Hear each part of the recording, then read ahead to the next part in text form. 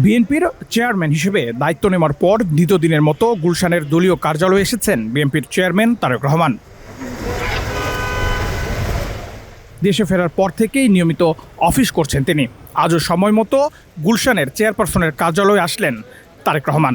Extreme মশার coil plant fibre দিয়ে তৈরি, তাই সহজে ভাঙে না, সুগন্ধিযুক্ত ও নিরবিচ্ছিন্নভাবে জ্বলে। ডেঙ্গু, চিকুনগুনিয়া বাহি সহ যে কোনো মশার বিরুদ্ধে দেয় এক্সট্রিম সুরক্ষা।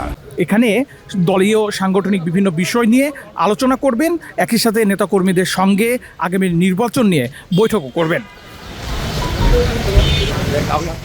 দায়িত্ব গ্রহণের পর টানা উপস্থিতির মাধ্যমে দলীয় কার্যক্রমে সক্রিয় থাকার বার্তা দিচ্ছেন তারেক রহমান।